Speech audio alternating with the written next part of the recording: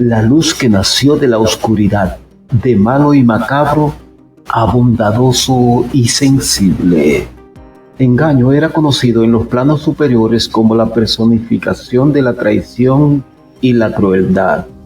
Su oscuro manto parecía absorber la luz y sus ojos brillaban como carbones encendidos de resentimiento. Había manipulado reinos enteros, sembrando la discordia y destruyendo vidas, sin remordimientos.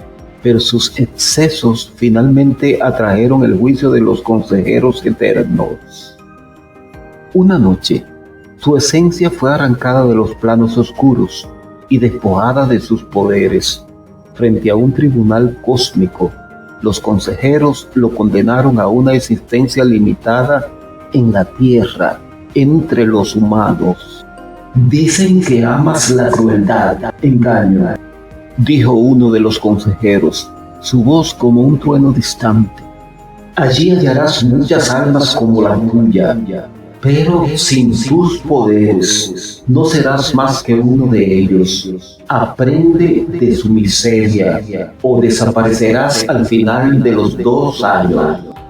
Con un destello cegador, Engaño fue arrojado a la tierra, su esencia contenida en un cuerpo humano. Se despertó en un barrio decadente, rodeado de sombras, basura y gritos nocturnos. Al principio sintió una extraña satisfacción.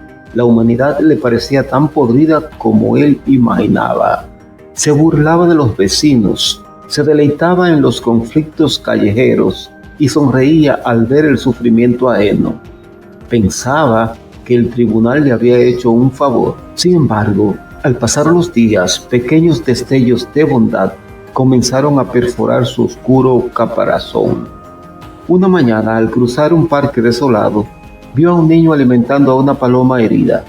El niño tenía poco más que ropa desgastada, pero compartía lo único que llevaba, un trozo de pan. Engaño se burló de la escena, pero la imagen se quedó en su mente como un aguijón. ¿Por qué alguien ayudaría a un ser más débil sin esperar nada a cambio? Las semanas se convirtieron en meses y encuentros similares comenzaron a acumularse. Una anciana compartía sopa con un vagabundo. Un joven arriesgaba su vida para salvar a un perro atrapado en un río. Un grupo de desconocidos se reunía dinero para la operación de un niño enfermo. Engaño, invisible para ellos, observaba cada gesto con una mezcla de incredulidad y desdén. Pero algo empezó a cambiar. Una noche lluviosa, Engaño se encontró con una mujer atrapada en su auto averiado. Los otros conductores pasaban de largo, dejando a la mujer empapada y sola. Engaño, aún incrédulo, sintió una punzada en su interior.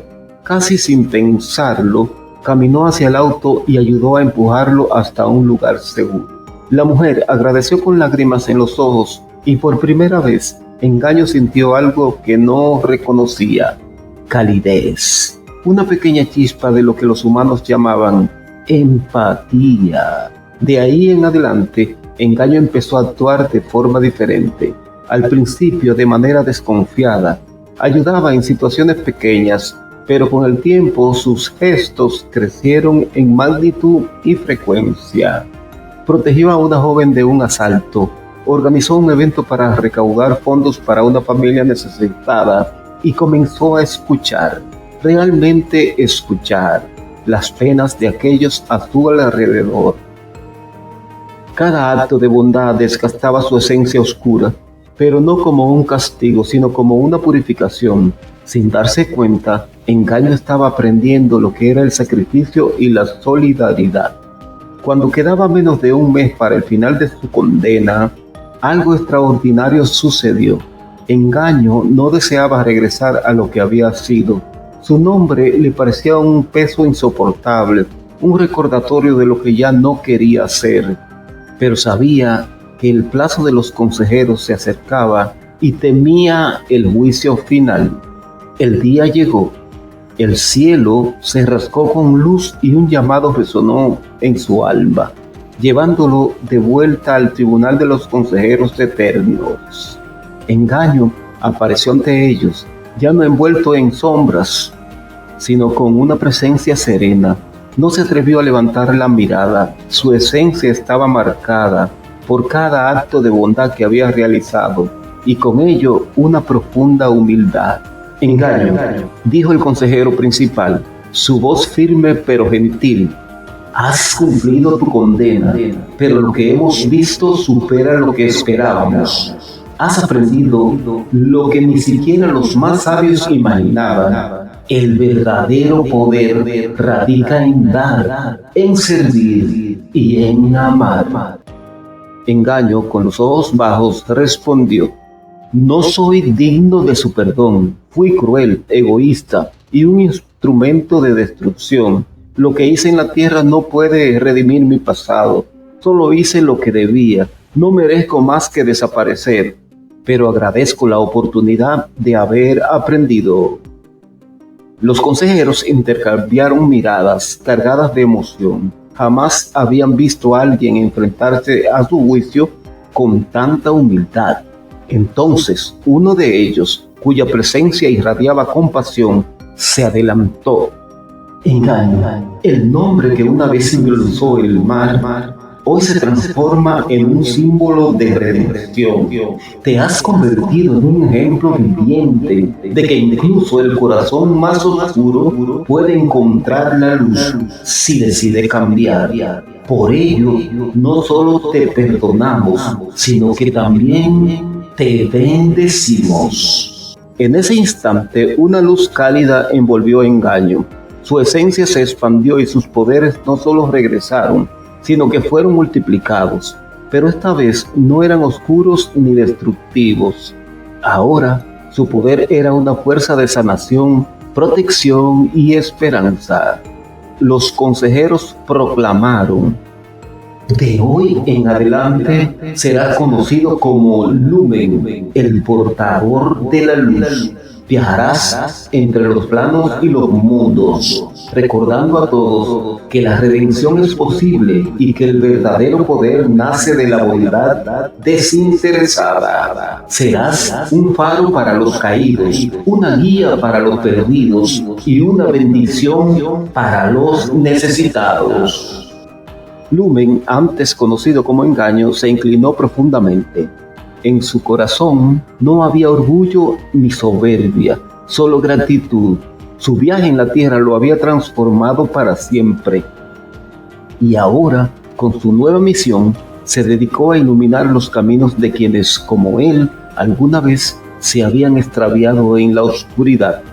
La moraleja es que sin importar lo bajo que hayas caído, siempre existe la posibilidad de redimirte.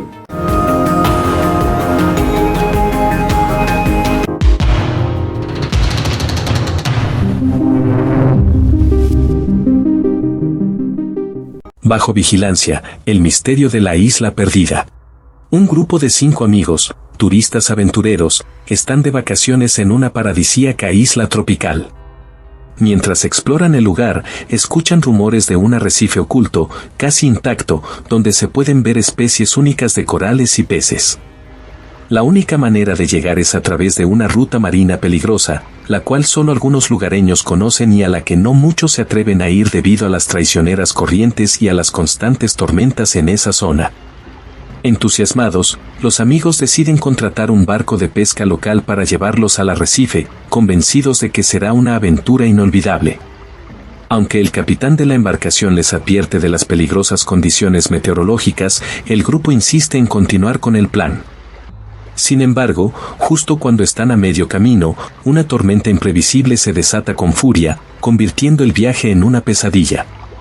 Las olas golpean el barco con tanta fuerza que los pasajeros apenas pueden mantenerse en pie. El viento y el agua parecen conspirar en su contra hasta que el barco vuelca y todos son lanzados al agua. Afortunadamente, algunos logran nadar hasta una isla desconocida, azotada por el viento y el mar. El grupo despierta a la orilla de una isla rocosa y desierta. Exhaustos y desorientados, intentan hacer una evaluación de sus recursos: teléfonos mojados y sin señal, unas pocas botellas de agua que milagrosamente se salvaron y algunas prendas de abrigo. La primera noche la pasan entre las rocas, soportando el frío y el miedo, con la esperanza de que al día siguiente puedan encontrar ayuda o, al menos, un punto elevado desde donde avistar alguna señal de civilización. A medida que exploran, se dan cuenta de que la isla parece estar extrañamente intacta, sin rastros de otros visitantes o construcciones modernas. Pero empiezan a notar detalles inquietantes. En lo alto de las rocas ven siluetas en movimiento y encuentran huellas descalzas cerca de donde pasaron la noche. Por si fuera poco, también notan que algunas de sus pertenencias han desaparecido. Conforme avanzan los días, los amigos se ven obligados a establecer un campamento improvisado, a buscar alimentos y a buscar fuentes de agua potable. Sin embargo, las tensiones dentro del grupo aumentan, sienten que alguien los observa. Finalmente, una de las integrantes del grupo, Lisa, decide aventurarse a una zona de la isla donde avistaron sombras anteriormente. Para su sorpresa, encuentra pequeñas chozas ocultas entre los árboles y algunos objetos de valor histórico, como utensilios antiguos y símbolos tallados en piedra. Lo más inquietante es que descubre un sistema de vigilancia improvisado, como trampas en el suelo y señales de advertencia hechas con palos y ramas, señales claras de que alguien intenta evitar intrusos. Antes de poder regresar al campamento para contar lo que ha visto, Lisa es interceptada por una figura enmascarada que la observa en silencio. Ella retrocede con cautela, pero la persona la sigue, y pronto Lisa descubre que los habitantes de la isla no están dispuestos a dejar que se vayan y expongan su existencia. Sin saberlo, los amigos han tropezado con una sociedad oculta, un grupo de personas que eligió el aislamiento absoluto y que hará todo lo posible por proteger su mundo secreto. Incluso si eso significa eliminar a cualquier extraño que llegue a sus tierras. En este punto, la supervivencia del grupo ya no depende solo de los recursos naturales, sino de su capacidad para escapar de quienes los acechan. La isla, que inicialmente parecía desierta y peligrosa solo por sus características naturales, se convierte en una trampa mortal llena de secretos y amenazas humanas. Lisa, que es experta en artes marciales, logra dominar con facilidad al habitante, sin embargo ella no quiere hacerle daño y lo deja escapar. Lisa llega con sus amigos y explica lo acontecido, sin embargo uno de ellos ha encontrado una cueva donde pueden esconderse y planificar qué van a hacer, pues ninguno quiere hacerle daño a los nativos. Luego de muchas discusiones, deciden adentrarse en la cueva para ver qué hay del otro lado. Aparece una playa y allí construyen un campamento y tratar de sobrevivir. Los amigos pasan unos días en la cueva, cada uno de ellos lidiando con la tensión y la incertidumbre. Aunque han intentado ocultarse, notan que los habitantes parecen estar conscientes de su presencia. Cada día encuentran señales de advertencia cerca de la cueva, como piedras apiladas en formas extrañas o marcas en la arena, como un mensaje silencioso para que abandonen la isla. Una noche, mientras duermen, uno de los amigos, Tomás, escucha ruidos extraños y sale de la cueva para investigar. Descubre a un grupo de los habitantes de la isla observándolos desde la distancia. Al acercarse con cautela, intenta comunicarse, pero el grupo retrocede rápidamente, dejando caer un objeto envuelto en hojas. Tomás lo recoge y, al regresar a la cueva, se da cuenta de que es un mapa rudimentario de la isla, que marca ciertos puntos clave, incluidos caminos ocultos y lo que parece una ruta hacia un puerto improvisado. Al día siguiente, con el mapa en sus manos, los amigos discuten si seguir la ruta marcada o permanecer en la cueva. Finalmente, deciden explorar el camino trazado, con la esperanza de que los conduzca a algún lugar seguro o a una posible salida. Sin embargo, a medida que avanzan, notan que la isla está mucho más vigilada de lo que pensaban. Cada paso los lleva a trampas cuidadosamente escondidas y sienten la mirada constante de los habitantes. Cuando finalmente llegan al puerto improvisado, descubren algo inesperado, un bote viejo, apenas funcional, pero que podría llevarlos de regreso a mar abierto. Sin embargo, al examinarlo de cerca, notan que está sellado con un candado y rodeado de símbolos extraños, como si estuviera prohibido usarlo. Los habitantes aparecen entonces, observándolos desde la distancia, en silencio. Lisa se acerca a ellos y, utilizando gestos y palabras simples, intenta transmitir que no buscan dañar su hogar, sino solo regresar a su mundo. En respuesta, uno de los habitantes, una anciana de rostro endurecido y sereno, avanza lentamente y, tras observar al grupo, hace un gesto para que se acerquen al bote. Con la ayuda de la anciana y otros miembros, rompen el candado y comienzan a preparar la embarcación para zarpar. Mientras suben al bote, la anciana se acerca a Lisa y le entrega un colgante rústico, tallado con símbolos que Lisa no logra descifrar. Con un gesto solemne, la mujer señala hacia el mar y les da la espalda, regresando junto a los suyos, como si el incidente no hubiera ocurrido. Mientras el grupo se aleja en el bote, cada uno lleva en su mente las preguntas que la experiencia les ha dejado. ¿Quiénes eran realmente esos habitantes y por qué eligieron la soledad en una isla desierta? Nadie en el grupo volvería a hablar de lo sucedido, pero Lisa conservaría el colgante como un recuerdo de esa sociedad que eligió vivir apartada del mundo y que, al final, decidió mostrarles piedad.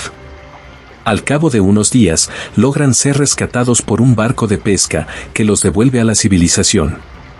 Aunque nadie les cree la historia, los amigos saben que en algún lugar de esa isla perdida hay una sociedad que lucha por su privacidad y su secreto, custodiado por un mapa y un bote tan antiguo como el tiempo.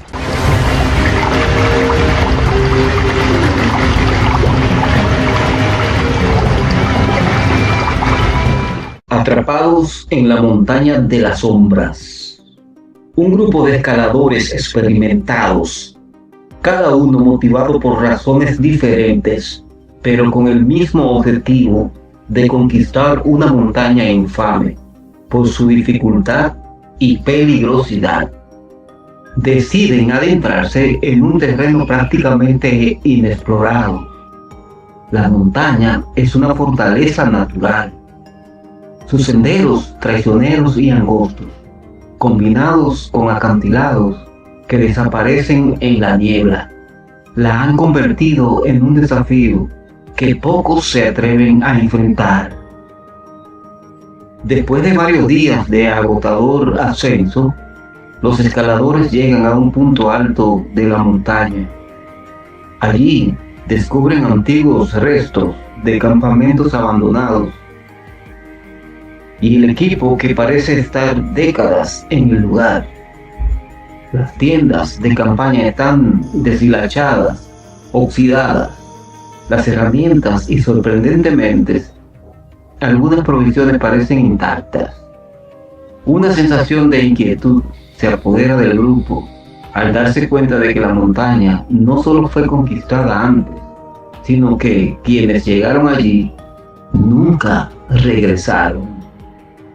Sin embargo, antes de poder investigar a fondo, los escaladores empiezan a escuchar sonidos inquietantes en la distancia. Crujidos, aullidos extraños, el eco de pisadas pesadas en la nieve que no parecen corresponder a ningún animal conocido. Pronto se dan cuenta de que algo, quizás una presencia sobrenatural o una criatura desconocida, los está siguiendo, acechándolos desde las sombras. Los escaladores, un grupo preparado y decidido, llevaron provisiones para 2 semanas.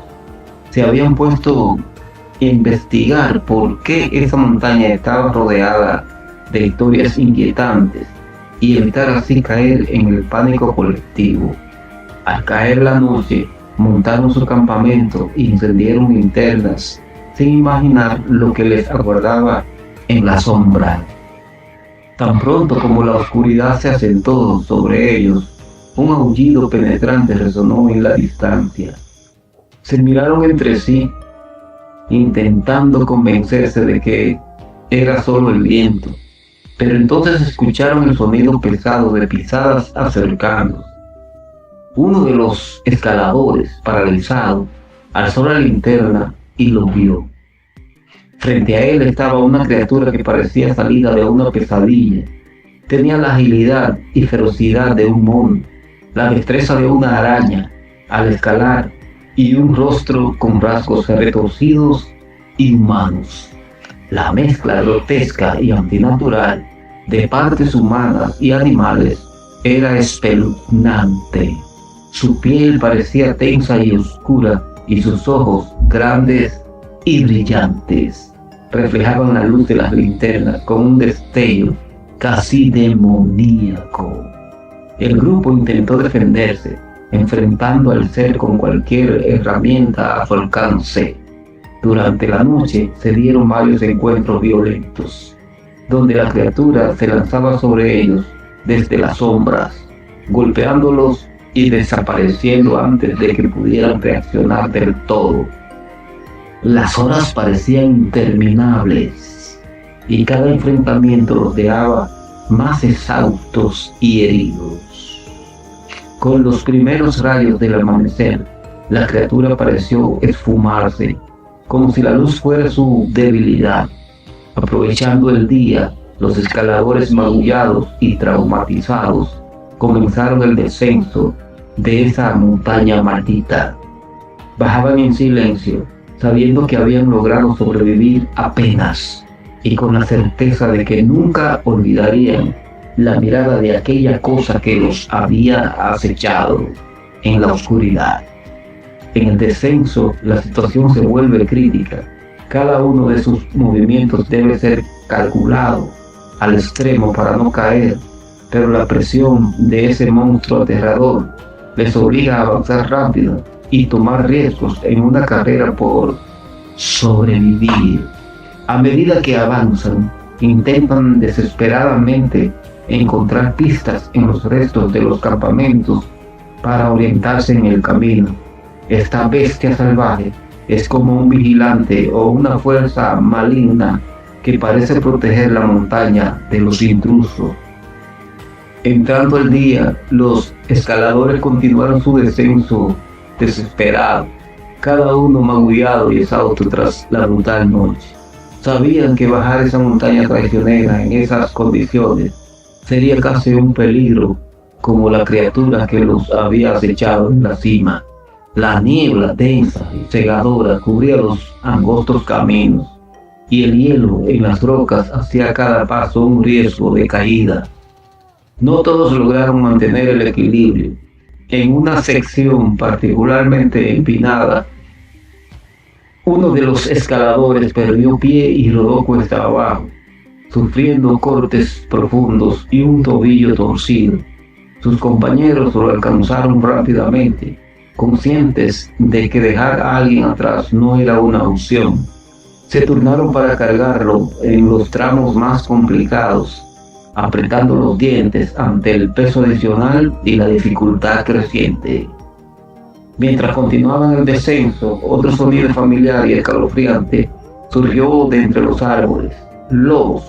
Una manada los seguía desde una distancia prudente, observando con hambre sus movimientos.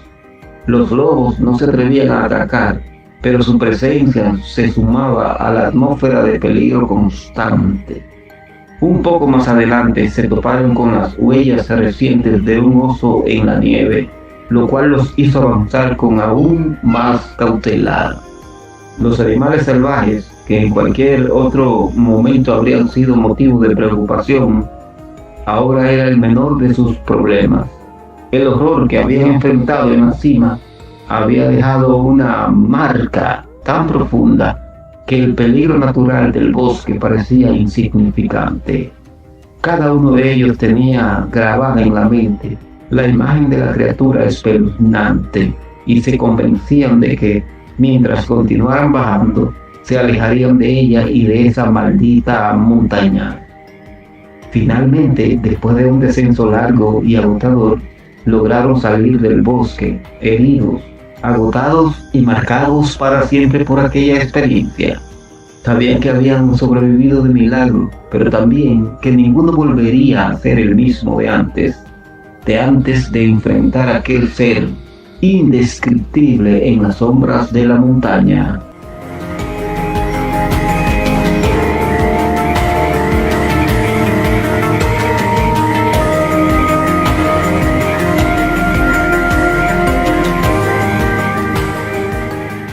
La última parada. Ecos de lo desconocido y el precio del destino. Una pareja joven y su hija de 8 años viajaban de noche por una carretera desértica. Es tarde y el silencio exterior solo se interrumpe por el ruido del motor.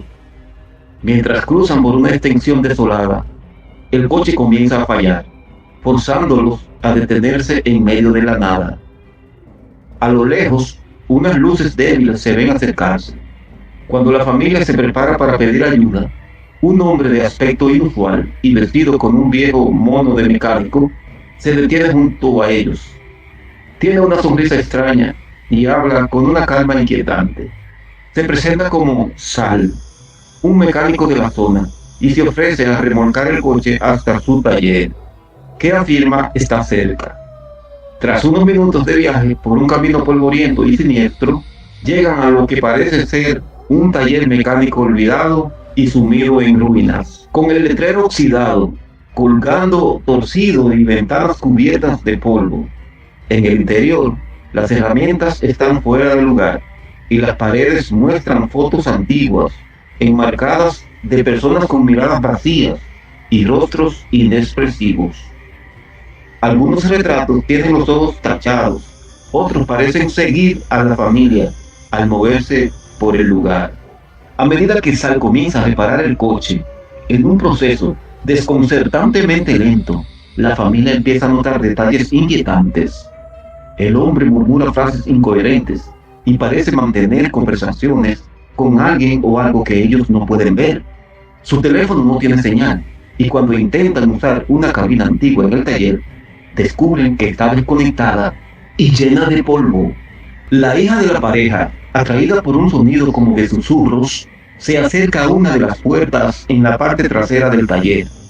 Al abrirla, descubre una habitación oscura y fría, llena de objetos personales polvorientos, carteras, relojes y llaves amontonados, como trofeos olvidados. Mientras, el hombre les advierte con una calma perturbadora: nunca entren ahí. Algunos recuerdos deben quedarse donde están. Cuando cae la medianoche, la apariencia del hombre parece desmoronarse. Sus manos tiemblan, sus movimientos se vuelven torpes, y en la penumbra, su silueta parece deformarse y alargarse. La familia se da cuenta de que no están tratando con un ser humano ordinario. Algo antiguo y malevolente parece haber tomado forma a través de este extraño, y lo está reteniendo en este lugar por razones que ellos aún no comprenden. Explorando en busca de una salida, la pareja encuentra un viejo periódico amarillento. Ahí descubren que el verdadero dueño del taller desapareció hace décadas. En la misma página, una foto revela a Sal, quien había sido visto por última vez ayudando a una familia en apuros en la misma carretera. Todos ellos también desaparecieron sin dejar rastro. Cuando la familia descubre el oscuro secreto de Sal, la esposa entiende, por una corazonada, que están lidiando con algo sobrenatural. El hombre que finge ayudarles no es humano, es una entidad espiritual que ha tomado el lugar del verdadero mecánico, capturando a quienes se cruzan en su camino en esa desolada carretera. La familia, aterrada, intenta escapar, pero el coche no enciende y las sombras del taller se alargan, rodeándolos. La familia, aterrada, intenta escapar, pero el coche no enciende y las sombras del taller se alargan, rodeándolos. El Sal de ahora ya no puede disimular, su rostro se deforma y su voz se convierte en una serie de susurros y lamentos. La esposa recuerda las palabras de su madre sobre cómo desafiar a entidades oscuras y con firmeza da un paso al frente y le dice: vete al lugar de donde viniste, en el nombre de Dios Padre Eterno. Te envío directo a donde perteneces. Vete lejos, al fondo del abismo, y reúnete con quien te creó, engendro del mal. Sin perder tiempo, saca la vieja escopeta que guardan en el maletero del coche. Aunque su esposo duda, ella apunta por encima de su hombro, directamente hacia la figura distorsionada, que ahora es apenas una sombra, con ojos encendidos de odio, y jala el gatillo. La explosión rompe el silencio del taller. En ese instante, el entorno comienza a desintegrarse. Paredes, herramientas y los inquietantes retratos se transforman en humo negro que es absorbido por un agujero en el suelo, como si el taller fuera una ilusión creada para atrapar almas incautas. Los alaridos de Sal se mezclan con el estruendo, retumbando en el aire como ecos de agonía. Cuando el humo finalmente desaparece en el abismo, el taller queda vacía, solo un espacio desolado y silencioso bajo la luz de las estrellas. Sin explicación lógica, el auto enciende al primer intento. La familia, en shock, pero con un renovado sentido de fortaleza, arranca sin mirar atrás, mientras en sus mentes queda la advertencia de que no todas las ayudas en la noche son inofensivas. En algunos lugares, el peligro viene disfrazado de amabilidad.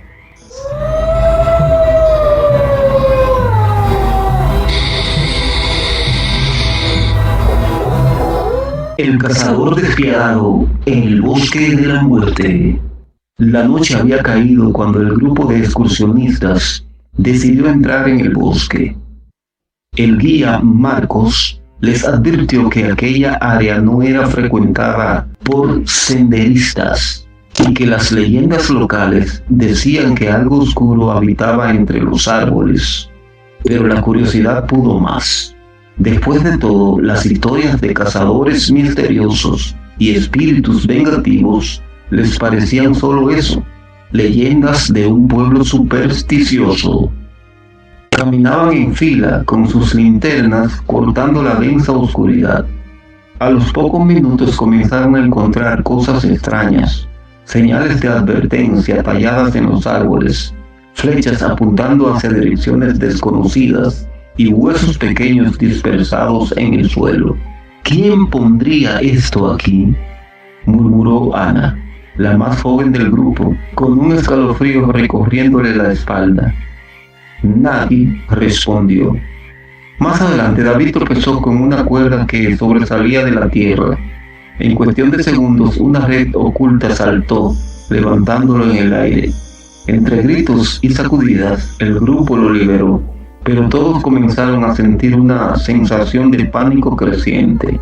El bosque estaba plagado de trampas y señales de advertencia, como si alguien estuviera defendiendo su territorio. La tensión aumentó cuando escucharon un crujido. Todos se giraron, iluminando el lugar de donde provenía el ruido, pero solo vieron sombras. ¿Será un animal?, preguntó Camila. Marcos frunció el ceño. No, esto es diferente. Siguieron caminando en silencio, cada paso resonando como un tambor en la quietud de la noche. Poco después encontraron una cabaña abandonada en un claro. Parecía hecha con ramas y pieles, como si hubiera sido construida deprisa. En la puerta había una señal en letras rojas: nunca debieron entrar. Dentro de la cabaña hallaron más cosas inquietantes: linternas viejas, mochilas y algunas prendas cubiertas de tierra y moho. Cada objeto parecía haber pertenecido a alguien que no logró salir del bosque. Sobre una mesa improvisada había un mapa del bosque, con zonas marcadas en rojo y anotaciones en letra descuidada.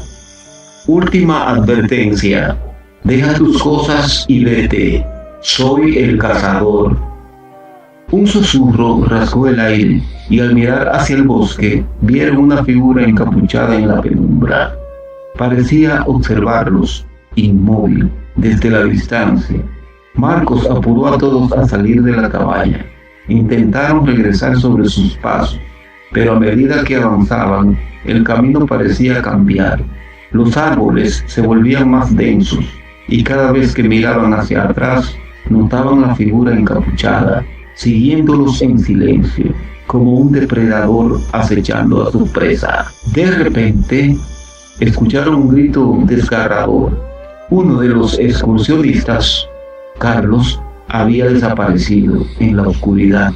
Sin pensar, el grupo corrió en la dirección del sonido, pero en el proceso quedaron aún más desorientados. Cada vez era más claro que alguien había transformado el bosque en un laberinto mortal, y ellos eran los intrusos en su terreno de caza. Casi sin aliento, Marcos y los pocos que quedaban encontraron una pequeña cueva donde decidieron refugiarse. Mientras intentaban entender qué estaba sucediendo, escucharon pasos arrastrándose afuera. Entonces, una voz suave y ronca habló desde la oscuridad. Han cruzado la línea. Aquí los cazadores eligen a sus presas y ustedes ya han sido elegidos. Con un grito, todos apagaron sus linternas, esperando que el oscuro bosque los escondiera. Pero ya sabían que no tenían escapatoria. Al caer la última luz, comprendieron que en aquel bosque prohibido, la oscuridad no era lo que debían temer, sino el cazador, aquel ser que no necesitaba ser visto para sembrar el terror. Atrapados y acechados, los pocos excursionistas que quedaban con vida comenzaron a entender que si querían salir de ese bosque, debían enfrentar al cazador en su propio juego.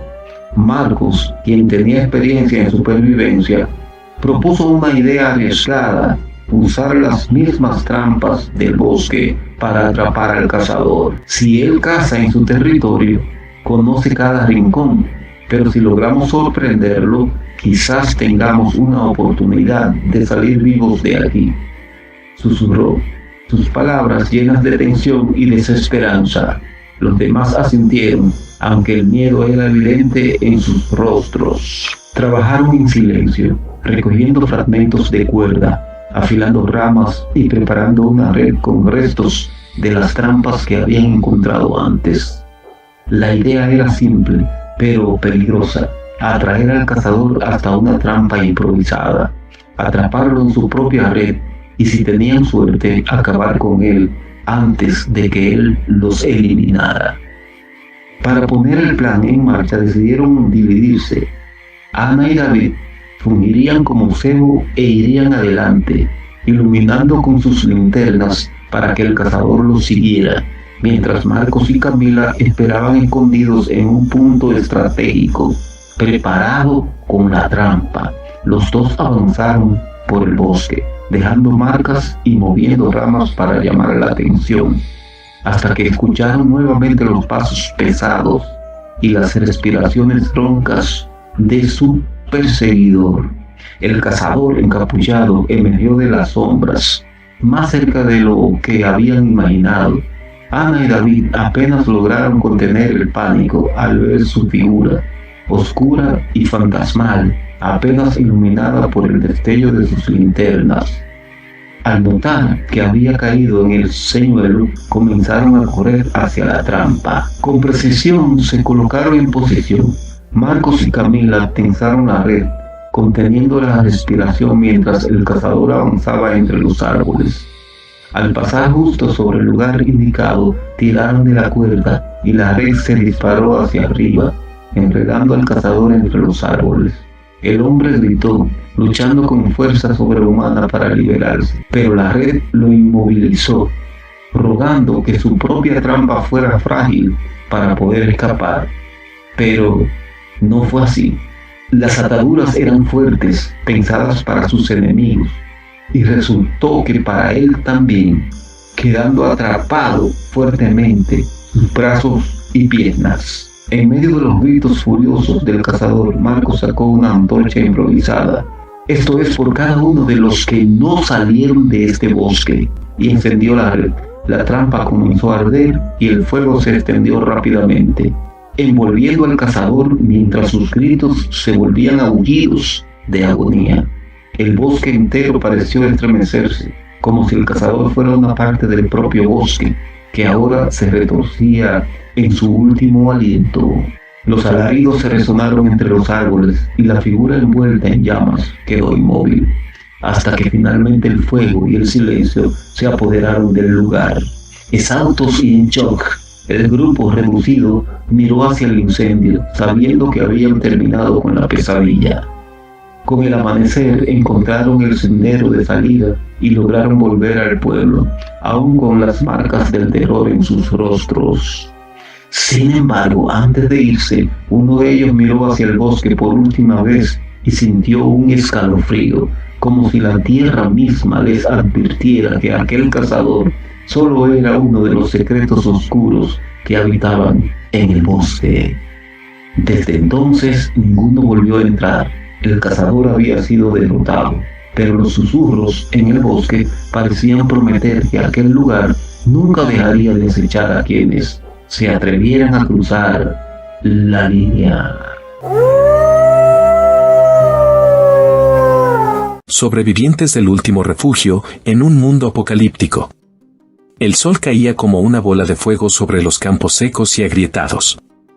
A lo lejos, un espantapájaros desplomado se erguía, más como una sombra de lo que solía ser, un vigilante olvidado en una tierra que ya nadie protegía. Aquello era todo lo que quedaba de los vastos y verdes campos que un día habían alimentado a pueblos enteros, hasta que el gran colapso lo había convertido en un desierto de polvo y muerte. Ana y Samuel llevaban días caminando por ese paisaje sin esperanza. Casi no hablaban entre ellos, limitándose a intercambiar miradas de cansancio y temor. Hacía días que no veían a nadie y, con la poca comida que les quedaba, el hambre había empezado a retorcerles las entrañas. Llegaron a un pequeño pueblo al atardecer. Lo que una vez había sido un lugar pintoresco estaba ahora cubierto de ruinas, las casas de ladrillo despedazadas, las ventanas rotas. Pese a lo desolado del lugar, las sombras parecían susurrar secretos que erizaban la piel. Pero Ana y Samuel tenían demasiado frío y hambre como para asustarse.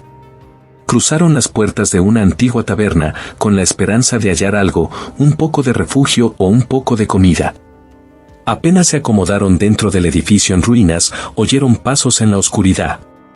Dos figuras se acercaron con el sonido de botellas tintineantes y murmullos. Eran dos hombres, robustos, con miradas vidriosas y siniestras, como lobos, olfateando una presa fácil. ¿Qué tenemos aquí?, dijo uno de ellos, sonriendo con dientes amarillos. Parecen perdidos. Ana y Samuel sintieron el peligro en el aire, pero antes de que pudieran reaccionar, los hombres les arrebataron sus mochilas, revisando las pocas pertenencias que les quedaban. Uno de los hombres, al ver el último trozo de pan, lo devoró con un placer perverso, sin importar la expresión de angustia en el rostro de Ana. «Es todo lo que tenemos», rogó Samuel, sintiendo su garganta seca y rasposa. «Por favor, devuélvanlo». Los hombres se echaron a reír, una risa cruel que llenó la sala.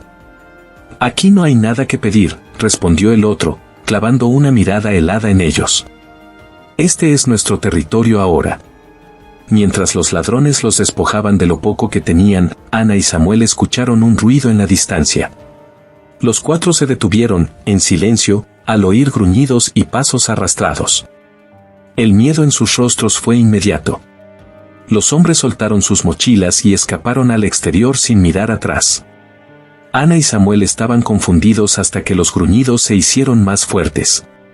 Se giraron hacia la puerta rota de la taberna y vieron figuras de pesadilla. Eran personas, o algo que alguna vez lo había sido.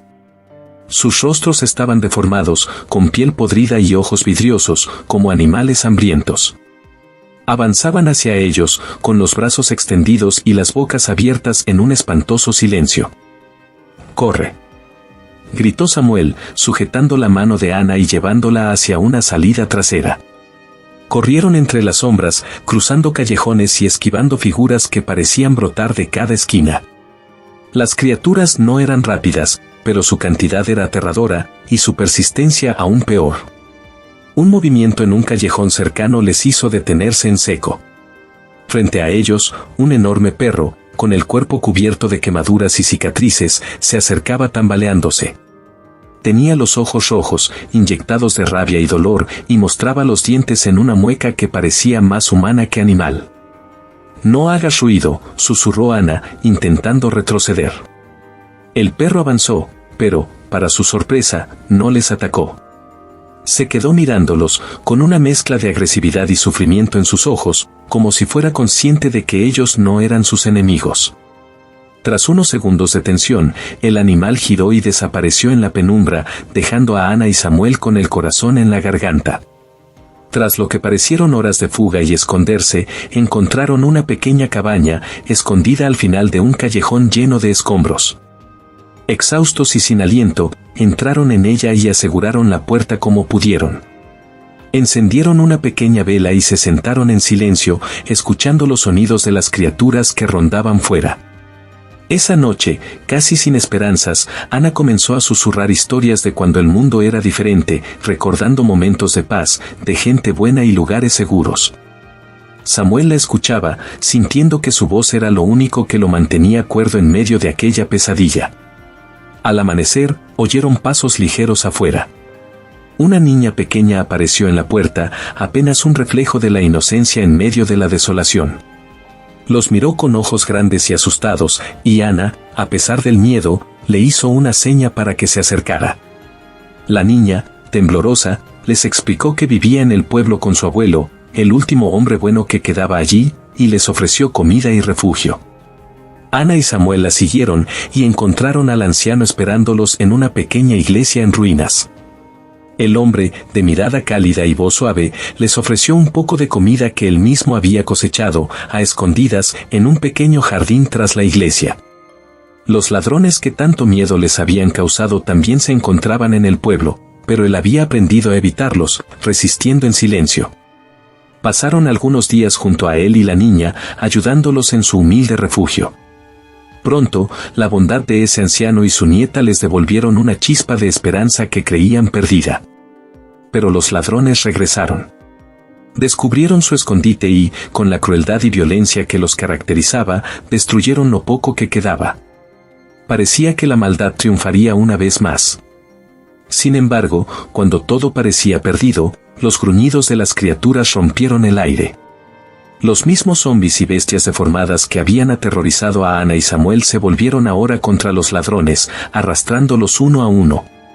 En medio del caos, el perro que los había dejado escapar volvió, enfrentándose a los atacantes para proteger a la pequeña comunidad. Era como si alguna fuerza, olvidada y enigmática, hubiera decidido que esa pequeña llama de bondad debía perdurar. Con el primer rayo de sol, Ana y Samuel sabían lo que debían hacer. El pequeño refugio en la iglesia había sido destruido por el caos de la noche anterior, y lo poco que quedaba de los cultivos del anciano y su nieta estaba ahora arrasado, aplastado por el peso de la pelea entre los ladrones y las bestias. Sin embargo, Ana y Samuel no estaban dispuestos a abandonar a sus nuevos amigos a la desesperanza. La bondad que el anciano y su nieta les habían mostrado había sido suficiente para despertar en ellos una resolución renovada. Harían lo que fuera necesario para devolverles un poco de esperanza. Necesitamos provisiones, le dijo Ana a Samuel. Y si logramos regresar con suficiente comida, podremos reparar esta iglesia y darle a ellos un verdadero refugio. Samuel asintió, su rostro decidido. Como es gimnasta, sabía que sus habilidades acrobáticas podían darle una ventaja en aquel pueblo desolado, lleno de criaturas deformadas y trampas mortales. Ana, por su parte, con la destreza de una patinadora experimentada, tenía el equilibrio y la rapidez para sortear obstáculos y huir de los peligros que acechaban en cada esquina. Nos moveremos rápido y con sigilo, le dijo Samuel, estudiando el paisaje del pueblo en ruinas. Ambos se colocaron sus mochilas vacías y se miraron, dándose fuerzas mutuamente. A su alrededor, las primeras sombras de los muertos vivientes comenzaban a surgir de las esquinas y edificios desmoronados. Con un último gesto de despedida hacia el anciano y la niña, se internaron en el pueblo devastado. Las calles eran un laberinto de escombros, autos abandonados y ventanas rotas, donde los seres arrastraban sus cuerpos deformados en busca de cualquier sonido o movimiento. Ana y Samuel se movieron como sombras, sus cuerpos ágiles les permitían saltar y escalar sobre escombros y tejados sin hacer ruido. Con cada rincón que doblaban, el peligro aumentaba, y cada paso podía significar la diferencia entre la vida y la muerte. Ana avanzaba en silencio, manteniendo el equilibrio sobre una viga rota que conectaba dos edificios colapsados. Desde allí podía ver la plaza central del pueblo, donde antes debía haber habido un mercado. Ahora, solo quedaban algunos puestos destrozados, rodeados de criaturas y fieras deformes que se movían de un lado a otro, como si fueran sombras perdidas. Pero entre los restos del mercado, pudo ver una tienda que parecía casi intacta. Samuel, ahí, le susurró, señalando con un gesto. Samuel asintió, calculando la distancia. Sin perder un segundo, se lanzó desde el tejado y, con un ágil movimiento, cayó silenciosamente al suelo, mientras Ana lo seguía con la misma destreza. Se deslizaron hacia la tienda, esquivando las figuras que se movían cerca. El interior estaba oscuro y olía a podredumbre, pero tras rebuscar entre los estantes, encontraron latas de comida, agua embotellada y algunas herramientas oxidadas que podrían serles útiles. Con las mochilas cargadas, avanzaron hacia la salida, cuando de repente escucharon un gruñido detrás de ellos. Ana se congeló, y Samuel hizo un gesto para que permaneciera quieta. Una criatura deforme, con lo que una vez había sido la cara de una mujer, se arrastraba hacia ellos, arrastrando un pie mal formado mientras extendía los brazos, sus dedos huesudos como garras. Samuel respiró hondo y, con una agilidad impecable, saltó por encima de la criatura, aterrizando detrás de ella. Sin darle tiempo a reaccionar, ayudó a Ana a pasar rápidamente, y juntos salieron de la tienda antes de que la criatura pudiera alcanzarlos. Mientras se deslizaban por las sombras de las calles, se encontraron con un grupo de fieras, perros deformados con cuerpos llenos de cicatrices. Pero lograron esquivarlos escalando sobre muros y usando su agilidad para evitar cualquier contacto. Samuel lideraba el camino, moviéndose entre los escombros con saltos ágiles y calculados, mientras Ana lo seguía de cerca, usando su sentido del equilibrio para pasar por lugares angostos y peligrosos. Finalmente, después de lo que parecieron horas, lograron salir de la zona más infestada del pueblo y regresar al refugio. Llegaron con sus mochilas repletas de comida, agua y herramientas. El anciano y su nieta los miraron con ojos llenos de gratitud y sorpresa, como si no pudieran creer que alguien hubiera hecho tanto por ellos. Ana y Samuel no solo habían conseguido provisiones, también habían recuperado algo de esperanza para todos ellos. Sabían que el futuro seguía siendo incierto, pero al ver los rostros sonrientes del anciano y la niña, sintieron que habían encontrado una pequeña victoria en medio del horror. Habían probado que, incluso en los tiempos más oscuros, la bondad y el sacrificio podían triunfar sobre la injusticia y el miedo.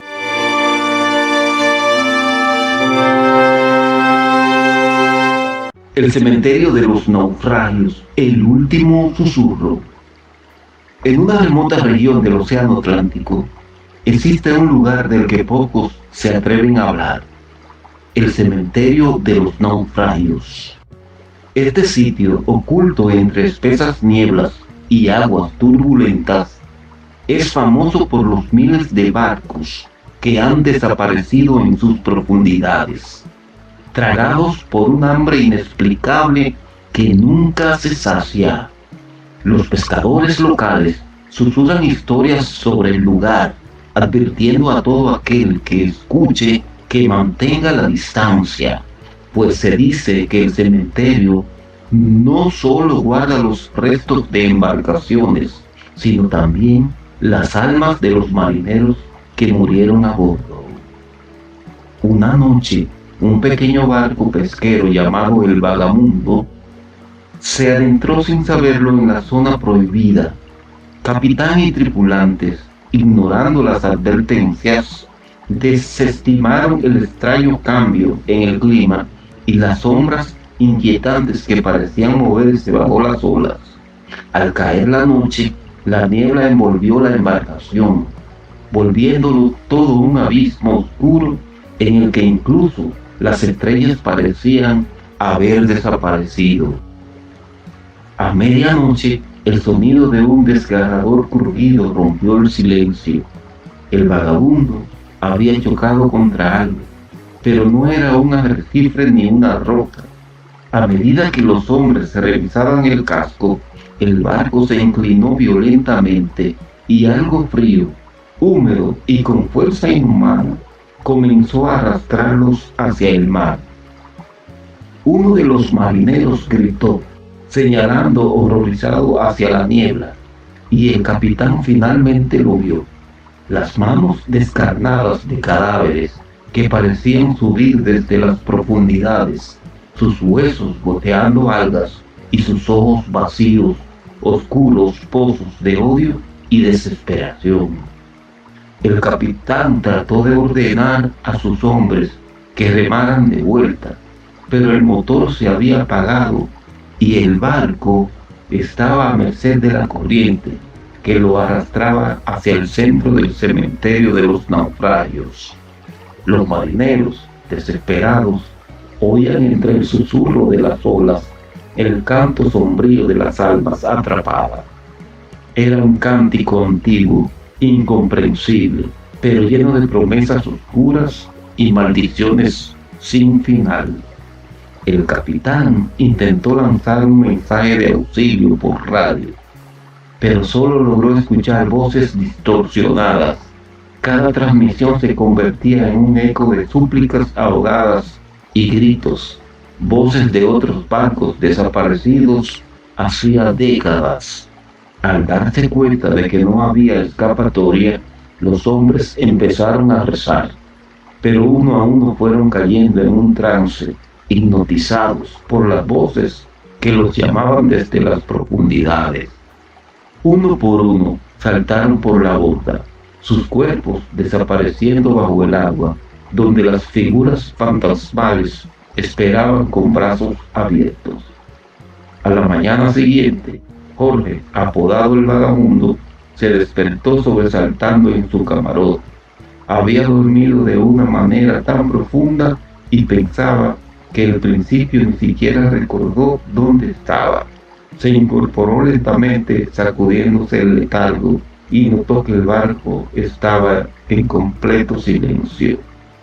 La última vez que lo había visto, el camarote estaba lleno de sus compañeros, risas y voces resonando mientras la noche se adentraba, pero ahora solo el frío y el crujido de la madera rompían el silencio.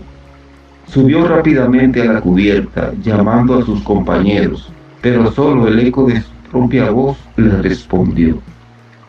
Los nombres de los marineros se desvanecían en el aire como si la misma niebla que había desaparecido aquella mañana se los tragara.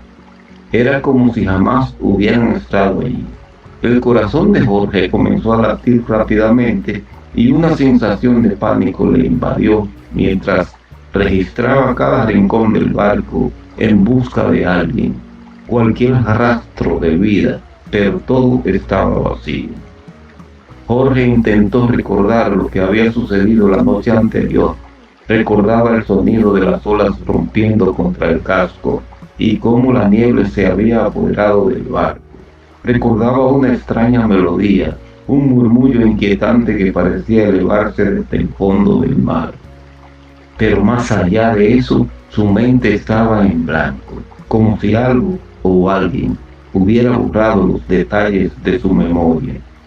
De repente, algo llamó su atención, el reflejo de unas huellas mojadas sobre la cubierta. Sin comprender del todo cómo, Jorge las siguió. Iban desde el borde del barco hasta el mástil, donde terminaban en un extraño círculo. A su alrededor habían marcas que parecían hechas por uñas, como si alguien hubiera arañado desesperadamente la madera. Entonces notó algo más, un extraño símbolo tallado en la madera, algo que él nunca había visto antes. Era una figura retorcida, que parecía un esqueleto sosteniendo una especie de cadena rota. Un escalofrío recorrió su columna. Todo en ese símbolo gritaba advertencia y desesperación.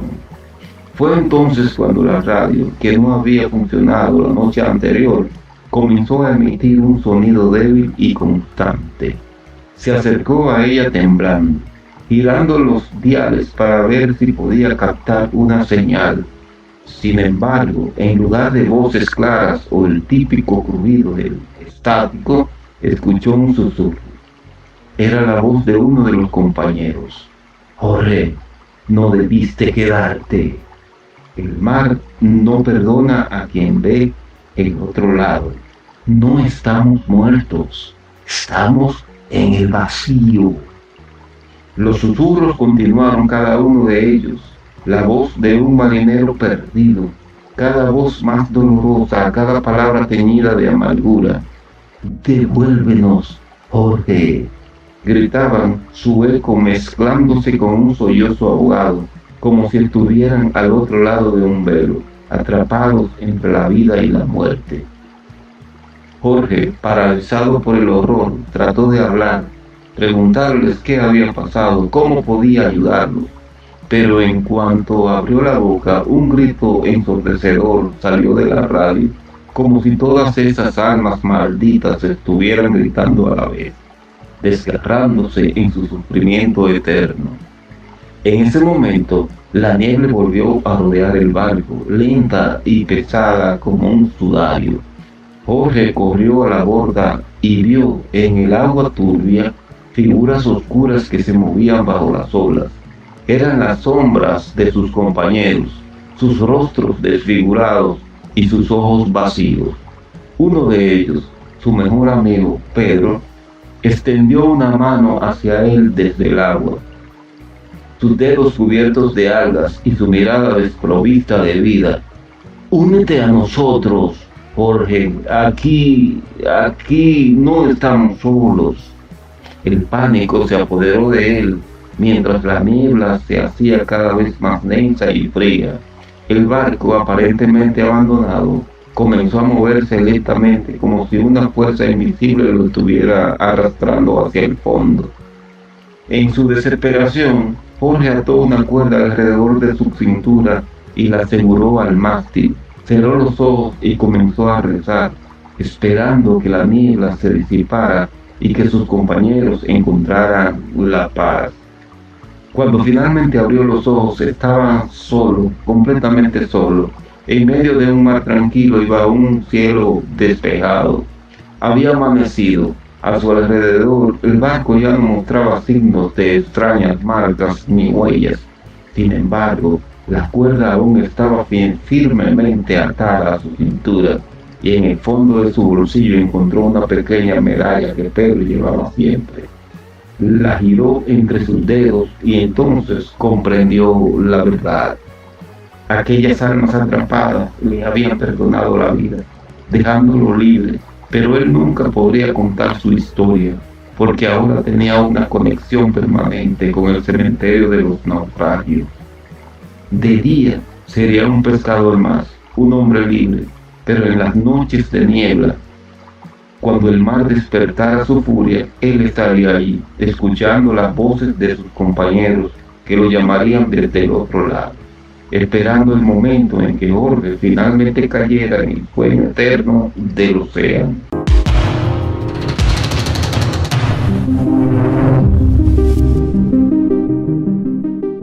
¿Qué hay del otro lado de la muerte? La muerte, una ilusión del espectador. La muerte, tal como la concebimos, no es más que una percepción, una noción que afecta a quienes observan desde fuera, pero no a quien la experimenta. Quien muere, en realidad, no se da cuenta de que ha dejado de existir en el plano físico. Para ellos, la vida sigue siendo tan real como antes, sin la conciencia de haber cruzado esa barrera que tememos y no comprendemos. En este sentido, la muerte no es más que una idea generada por los vivos, una transición invisible para quien la atraviesa.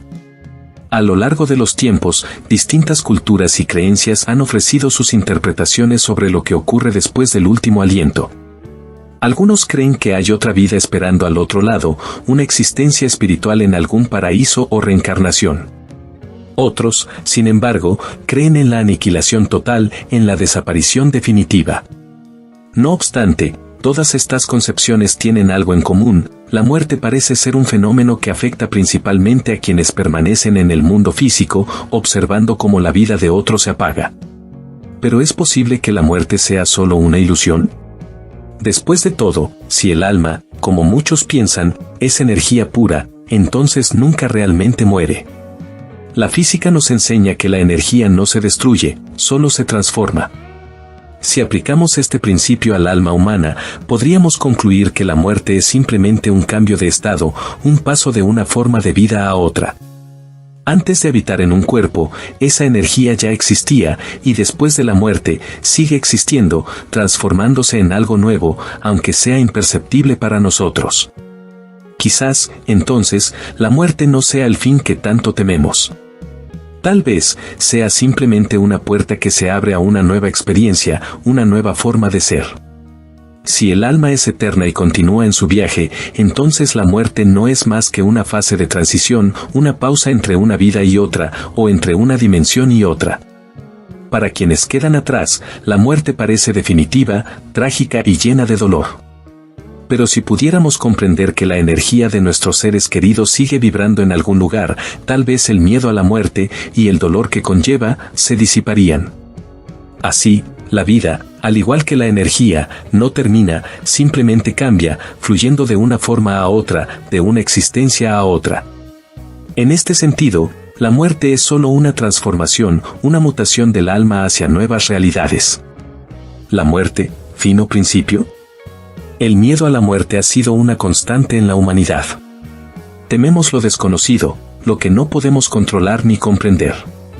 Sin embargo, desde tiempos antiguos, algunos pensadores se han atrevido a desafiar este temor, cuestionando si realmente hay algo que temer. Sócrates, uno de los grandes filósofos de la historia, ofreció una reflexión profunda sobre este tema, señalando que temer a la muerte es una de las más grandes ignorancias. ¿Por qué tememos algo de lo que no tenemos certeza? ¿Y si la muerte es, en realidad, algo positivo? Sócrates argumentaba que, puesto que no sabemos qué ocurre después de la muerte, no podemos afirmar con certeza que sea algo negativo. De hecho, podría ser una experiencia mucho mejor que la vida misma. Según el filósofo, la muerte podría ser el momento en el que finalmente descubrimos la verdad, alcanzamos la justicia definitiva y encontramos la paz que tantas veces nos elude en este mundo. En ese sentido, si la muerte es un portal hacia un estado superior de comprensión y armonía, entonces sería una experiencia deseable, no algo que deba causarnos temor. Desde otra perspectiva, la muerte también podría ser vista como el descanso definitivo, una pausa eterna después de los desafíos y las tensiones de la vida. ¿Quién no ha sentido alguna vez el agotamiento físico o emocional de vivir y ha deseado un momento de paz absoluta? En este sentido, la muerte podría ofrecer un descanso liberador, el fin de todas las preocupaciones, responsabilidades y sufrimientos. Volver a un estado de nada, similar al minuto antes de nuestra concepción, cuando no éramos más que una idea en la mente de nuestros padres, un proyecto de vida que aún no había tomado forma. Si contemplamos la vida como un ciclo, entonces la muerte podría ser simplemente la conclusión de una etapa y el comienzo de otra. La vida nos trae una infinita variedad de experiencias, algunas hermosas, otras dolorosas. Pero todas están cargadas de intensidad y emoción. La muerte, por su parte, podría ser ese momento en el que finalmente dejamos de lado el peso de nuestras cargas y encontramos el reposo. Y, de manera similar a cómo descansamos después de un largo día de trabajo, este descanso definitivo no debería ser visto con miedo, sino con aceptación e incluso gratitud. Al final, temer a la muerte es temer lo desconocido, lo que escapa a nuestro control. Pero como seres humanos, nuestra curiosidad natural debería invitarnos a ver la muerte con una mente abierta. Sócrates, con su incansable búsqueda de la verdad, nos enseñó que lo que desconocemos no debe ser temido, sino explorado.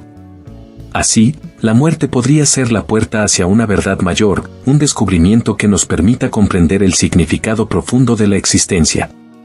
Si la muerte es un retorno al silencio y a la nada, es probable que sea similar al estado en el que nos encontrábamos antes de nacer, una ausencia de sufrimiento, de deseo y de inquietud. Volver al origen, al punto cero, donde no hay miedos, ni esperanzas, ni dolor, podría ser en realidad una liberación. Y si, por el contrario, la muerte nos lleva a una nueva forma de existencia, a un lugar donde podemos seguir creciendo, aprendiendo y descubriendo, entonces es posible que nos aguarde algo mucho más grandioso de lo que podemos imaginar. En ambos casos, la muerte no parece ser un destino trágico, sino una parte natural del ciclo de la vida, una transición hacia algo nuevo o, al menos, un descanso profundo. Al perderle el miedo, podemos vivir con más plenitud, entendiendo que el final de nuestra vida es solo una parte más del viaje y que tal vez, solo tal vez, no sea un final en absoluto. La muerte ha sido objeto de interpretación desde diversas perspectivas a lo largo de la historia, y entre las más destacadas se encuentran las visiones ofrecidas por la religión y la ciencia. Ambas disciplinas, aunque parten de fundamentos completamente distintos, buscan dar sentido a la muerte, un fenómeno que nos enfrenta al misterio de lo que ocurre después de que la vida en el cuerpo físico cesa. Vamos a desarrollar y comparar las ideas sobre la muerte desde el punto de vista de la Iglesia y de la ciencia. La muerte desde el punto de vista de la Iglesia. Para la mayoría de las religiones cristianas, la muerte no es el fin, sino una transición hacia una vida eterna. Según el cristianismo, el ser humano está compuesto por cuerpo y alma, y aunque el cuerpo físico muere, el alma continúa viviendo. La creencia central es que después de la muerte, las personas enfrentan un juicio divino que determinará su destino eterno, el cielo, el purgatorio o el infierno, según sus acciones durante la vida y su relación con Dios. El cielo es concebido como un estado de unión plena con Dios, una existencia de paz y gozo eternos, libre de sufrimiento. En cambio, el infierno es visto como un lugar de castigo eterno para aquellos que han rechazado a Dios y han vivido en pecado. El purgatorio, según la Iglesia Católica, es un estado intermedio donde las almas purgan sus pecados antes de entrar en el cielo. Esta concepción da sentido a la vida humana desde una perspectiva espiritual, donde la muerte es una etapa crucial del plan divino. Para los creyentes, el propósito de la vida es prepararse para la vida eterna, buscando la salvación del alma a través de la fe, los sacramentos y las buenas obras. Así, la muerte no es temida como el fin definitivo, sino vista como una puerta hacia una existencia superior y eterna en la presencia de Dios. Además, muchas corrientes cristianas promueven la esperanza en la resurrección, tomando como referencia la resurrección de Jesucristo, lo que alimenta la idea de una victoria sobre la muerte. Según esta creencia, en un futuro, los muertos resucitarán en un cuerpo glorificado para reunirse con Dios en la eternidad. La muerte desde el punto de vista de la ciencia. Desde una perspectiva científica, la muerte se define como el cese irreversible de las funciones biológicas que sostienen la vida. Es el final del proceso vital, marcado por la parada irreversible de la actividad cardíaca, respiratoria y cerebral. A diferencia de la visión religiosa, la ciencia no plantea una continuación de la existencia consciente después de la muerte. Una vez que el cerebro deja de funcionar, la conciencia también se extingue, lo que marca el fin definitivo de la experiencia personal y subjetiva. La ciencia se centra en explicar los mecanismos físicos y biológicos que llevan a la muerte. Las causas de la muerte pueden variar: envejecimiento natural, enfermedades, accidentes o incluso situaciones de violencia. En términos fisiológicos, la muerte es el resultado de la incapacidad del cuerpo para mantener sus funciones vitales. En cuanto a lo que ocurre después de la muerte, la ciencia no tiene evidencia de una vida después de la muerte o la continuidad de la conciencia. Desde una postura estrictamente científica, al morir el cuerpo, los componentes químicos y materiales del organismo se descomponen y vuelven al ciclo de la naturaleza, descomponiéndose en la tierra, transformándose en energía y materia que contribuyen al ecosistema. Sin embargo, la ciencia también está interesada en prolongar la vida y en mejorar la calidad de vida, lo que ha llevado a grandes avances en medicina y tecnología para retrasar el proceso de envejecimiento y combatir enfermedades mortales. Aún así, no se ha encontrado una forma de superar la muerte en un sentido biológico. Comparación: Iglesia versus ciencia. Aunque ambas perspectivas abordan la muerte desde ángulos completamente diferentes, existen puntos en los que es posible establecer una comparación. Por un lado, la Iglesia se enfoca en la dimensión espiritual de la muerte, destacando la posibilidad de una vida eterna más allá del mundo físico. En cambio, la ciencia considera la muerte desde un enfoque empírico y racional, observando únicamente los procesos materiales que tienen lugar en el cuerpo. Para la Iglesia, la muerte es una transición hacia algo superior, una vida en un plano espiritual. Esta visión ofrece consuelo a los creyentes, ya que proporciona una esperanza de vida eterna y sentido a la existencia. Por otro lado, la ciencia aborda la muerte como un fenómeno natural y evitable hasta cierto punto, pero inevitable en su última instancia. Según la ciencia, no hay un propósito intrínseco en la muerte, solo la consecuencia del deterioro natural del cuerpo. Una diferencia crucial entre ambas es la consideración del alma. Para la Iglesia, el alma es inmortal y la muerte es solo el fin del cuerpo físico. La ciencia, sin embargo, no reconoce evidencia de un alma separada del cuerpo y, por tanto, interpreta la muerte como el cese de todas las funciones vitales, incluyendo la conciencia y la percepción. Sin embargo, no necesariamente estas visiones tienen que estar en conflicto. Algunas personas encuentran formas de integrar ambas perspectivas, considerando la muerte como un evento biológico innegable, pero con un componente espiritual que podría trascender lo físico. La idea de que la energía no se destruye, sino que se transforma, podría resonar tanto con principios científicos como espirituales, sugiriendo que la vida podría continuar en una forma de energía diferente a la que conocemos. La muerte, vista desde el prisma de la religión, especialmente la Iglesia cristiana, ofrece una interpretación trascendental y llena de esperanza, basada en la creencia de que la vida no termina, sino que se transforma en algo eterno y divino. Por otro lado, desde el punto de vista científico, la muerte es el fin ineludible de los procesos biológicos, una parte natural del ciclo de vida que no tiene implicaciones espirituales. Ambas perspectivas aportan una comprensión valiosa sobre un fenómeno que, aunque universal, sigue siendo uno de los grandes misterios de la humanidad.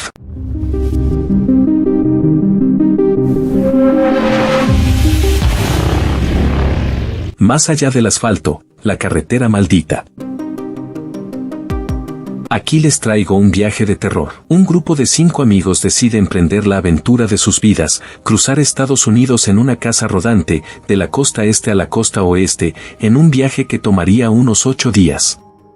Están emocionados por la experiencia, pero conforme avanzan por carreteras desoladas y atraviesan pequeños pueblos olvidados, comienzan a notar que algo no está bien.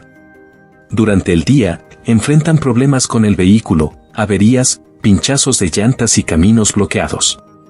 En más de una ocasión, personas sospechosas aparecen de la nada en lugares aislados, pidiendo ayuda o tratando de engañarlos.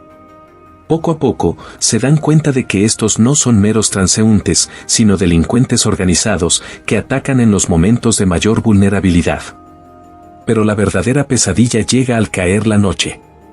Mientras acampan en áreas desiertas, figuras espectrales comienzan a aparecer alrededor de su casa andante. Sombras que susurran sus nombres, luces que se encienden y apagan en la lejanía, y sonidos de pasos alrededor.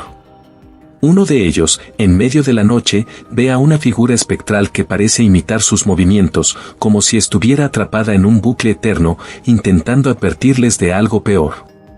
A medida que avanzan los días, los amigos no solo deben sobrevivir a los encuentros peligrosos con personas sin escrúpulos, sino también a las presencias que los persiguen por las noches, fantasmas de antiguos viajeros que encontraron su fin en esas mismas carreteras solitarias. Tras una intensa lucha por sobrevivir tanto a los vivos como a los muertos, se dan cuenta de que las dos amenazas están conectadas. Los delincuentes que encuentran durante el día son descendientes de una secta que controla las almas de los muertos en esa zona. Los amigos están atrapados en un ciclo de horror, y la única forma de romperlo es descubrir el ritual que los mantiene esclavos a ambos mundos. Con el viaje a la mitad, los chicos se detienen en un pequeño pueblo polvoriento que apenas figura en el mapa.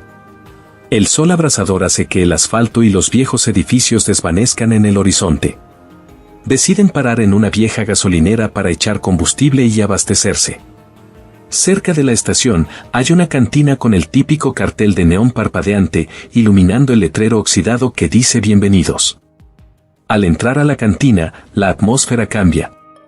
El sonido de sus pasos resonando en el suelo de madera parece el único eco en el lugar. En una esquina, un grupo de hombres malhumorados, con miradas duras y piel curtida por el sol, se detienen de beber y juegan cartas para observarlos con ojos llenos de desconfianza. Sus ropas están sucias, con manchas que podrían ser de barro, o algo peor. ¿Qué tal? Solo estamos de paso, dice uno de los chicos, intentando aliviar la tensión. Pero ninguno de los hombres responde. Solo el cantinero, un hombre de mediana edad, corpulento y con un diente de oro que destella en la tenue luz, les devuelve el saludo con una sonrisa que no llega a sus ojos. Los forasteros siempre traen mala suerte por estos lados, dice el cantinero mientras seca un vaso sucio. Mejor sigan su camino antes de que la noche los alcance. Desconcertados pero con necesidad de abastecerse, los chicos ignoran la advertencia. Uno de ellos decide ir al baño, y cuando regresa, lo hace pálido y temblando. Hay algo raro. Escuché susurros, no sé si era mi mente o alguien más, pero lo sentí. Deciden marcharse tan pronto como llenan el tanque, pero cuando salen al aparcamiento, las miradas del grupo de hombres siguen fijas en ellos. Uno de los chicos nota como uno de esos hombres guarda un cuchillo en su bota y otro lleva un bate, golpeándolo suavemente en la palma de su mano, como esperando. En cuanto suben a la casa rodante y arrancan, el cantinero sale corriendo de la cantina, gritándoles, no vuelvan a parar. Ellos siempre vuelven para terminar lo que empiezan. El motor ruge y se alejan del pueblo, pero no por mucho. En el retrovisor, ven una nube de polvo levantarse. Los hombres de la cantina los están siguiendo en sus propios vehículos destartalados, un camión oxidado y una moto con una luz que parpadea como un faro de amenaza. Lo que sigue es una persecución brutal por las carreteras desiertas. El vehículo de los chicos esquiva obstáculos y trata de perderlos en caminos secundarios, pero los locales conocen cada atajo. A medida que la noche cae, los perseguidores parecen aumentar en número, como si el mismo pueblo los hubiera maldecido. Cada vez están más cerca, disparando balas y arrojando piedras. Finalmente, los delincuentes logran bloquear su paso en una curva cerrada, obligándolos a detenerse en medio de un cañón. Los amigos intentan huir a pie, pero la banda los acorrala rápidamente. En ese momento, parece el fin. Algunos de los chicos son golpeados brutalmente, otros reciben heridas profundas, y cuando todo parece perdido, uno de ellos, el más herido, encuentra la fuerza para encender una bengala que llevan en la casa rodante. El destello rojo ilumina el oscuro paisaje. La luz inesperada distrae a los atacantes lo suficiente para que los chicos puedan correr hacia el vehículo y, en el caos, arrancar una vez más. Logran escapar, aunque muy malheridos y traumatizados por la experiencia. Ya no sienten alivio por haber dejado atrás el peligro, solo queda el miedo latente de que los estén siguiendo, incluso a cientos de kilómetros de distancia. A medida que se acercan al final de su recorrido, las marcas de sus cuerpos y mentes cuentan la historia de un viaje en el que no solo enfrentaron a fantasmas, sino a monstruos de carne y hueso, probando que, al final, los vivos son mucho más peligrosos que los muertos.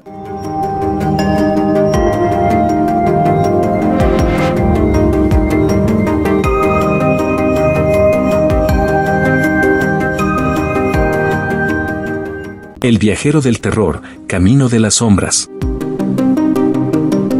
Este inventor de historias, famoso por sus relatos que mezclan la realidad con lo paranormal, ha emprendido un viaje por las carreteras menos transitadas de su país en busca de inspiración. Durante el día, las rutas que toma son pintorescas pero solitarias, con paisajes que parecen sacados de sus propias narraciones. Sin embargo, es durante la noche cuando la verdadera naturaleza de estos caminos se revela.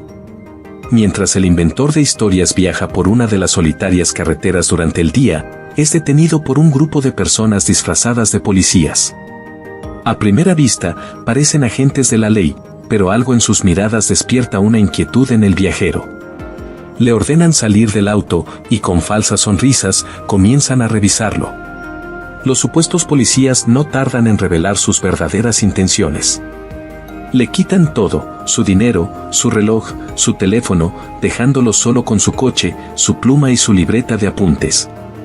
Estos objetos, aparentemente insignificantes, son ignorados por los ladrones, quienes consideran que no tienen valor alguno. El inventor, sin embargo, sabe que son sus herramientas más preciadas, su arma secreta que le permite dar vida a sus relatos. A medida que los falsos policías se alejan con su botín, el inventor, aunque humillado y despojado de todo, siente un extraño alivio. Se sienta al borde de la carretera y comienza a escribir. Las palabras fluyen de su pluma como si tuvieran vida propia, y en su libreta empieza a tomar forma una nueva historia, una historia que, sin saberlo, ya se estaba escribiendo en el mundo real. Este evento no solo lo deja vulnerable, sino también más conectado con el poder de su imaginación. Sin ningún otro recurso más que su mente y su pluma, el inventor comienza a darse cuenta de que sus creaciones pueden tener un impacto más profundo del que jamás imaginó. Y mientras el día da paso a la noche, el mundo de sus historias y la realidad empiezan a mezclarse de formas peligrosamente tangibles, llevándolo hacia el inevitable y aterrador desenlace en la carretera. El viajero nota que, a medida que avanza, las estaciones de servicio que encuentra son cada vez más antiguas, como si el tiempo no hubiera pasado por ellas. Los lugareños que las atienden parecen conocedores de un secreto que prefieren no revelar. En una de esas paradas, un anciano le advierte que debe evitar un tramo específico de la carretera después de la medianoche. Curioso por naturaleza, el inventor decide ignorar la advertencia. Mientras conduce por el tramo indicado, la carretera parece alargarse interminablemente. Pronto, extrañas figuras comienzan a aparecer en los espejos laterales, figuras que no pueden ser explicadas por la razón. Luces de vehículos que no existen se reflejan en el retrovisor, seguidas de susurros y voces que parecen venir del mismo auto. Finalmente, su vehículo se detiene sin razón aparente en medio de una densa niebla. Al salir a revisar, se encuentra rodeado por las sombras de personajes que él mismo ha creado en sus historias pasadas, como si sus creaciones hubieran cobrado vida y vinieran a buscarlo. Estos personajes, en su mayoría trágicos y atormentados, comienzan a acercarse, reclamando que el inventor les dio vida pero nunca les dio paz. Desesperado, el inventor intenta escapar, pero descubre que la carretera ya no es un camino real, sino una especie de laberinto que lo lleva siempre al mismo lugar. En un giro final, se da cuenta de que se ha convertido en uno de los personajes de su propia historia, atrapado eternamente en una carretera que no tiene fin, donde día y noche se mezclan en una continua y angustiosa travesía.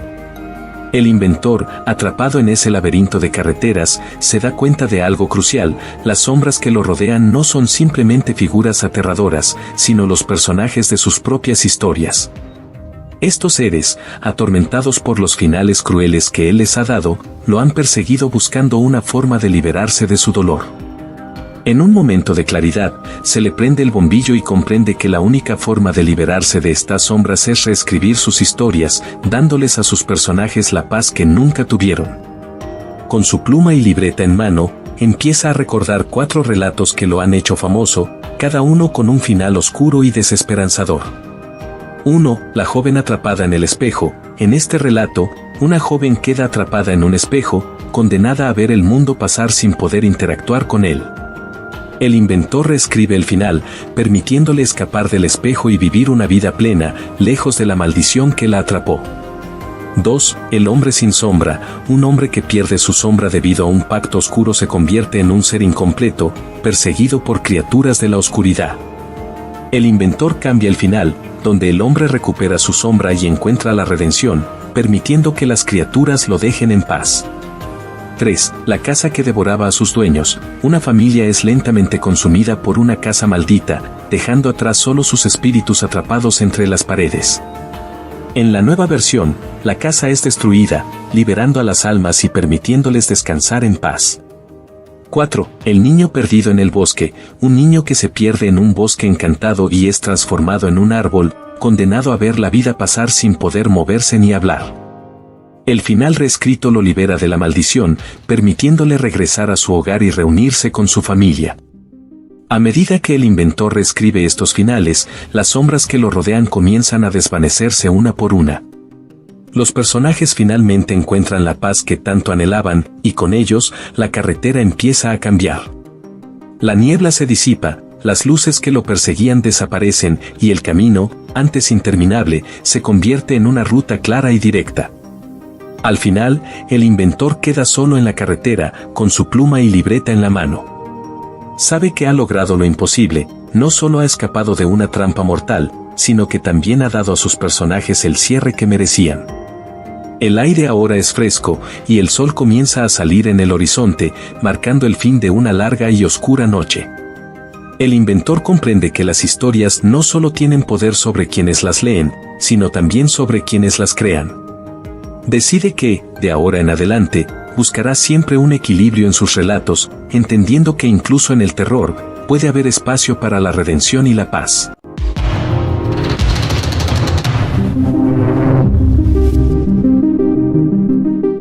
Cuando las redes sociales se vuelven mortales, el peligro de un clic.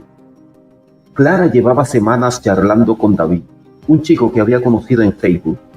Sus conversaciones eran agradables, llenas de risas y complicidad. David parecía el tipo de hombre que Clara siempre había buscado, atento, divertido y con intereses comunes. Decidieron encontrarse en una cafetería del centro, y Clara no podía contener la emoción. El día del encuentro, Clara se arregló con esmero. Quería causar una buena impresión. Cuando llegó a la cafetería, allí estaba David, sonriendo al verla. Era incluso más guapo en persona, pensó Clara. Se sentaron, pidieron un par de cafés y comenzaron a hablar. La conversación fluía de manera natural, como si se conocieran de toda la vida. Después de un rato, David le propuso ir a dar un paseo por un parque cercano. Clara, encantada con la idea, aceptó sin dudarlo. Caminaron entre los árboles, riendo y disfrutando del aire fresco. Pero a medida que se adentraban más en el parque, Clara comenzó a notar algo extraño. El ambiente se tornaba más frío y la luz del sol parecía desvanecerse, dejando un aire sombrío a su alrededor.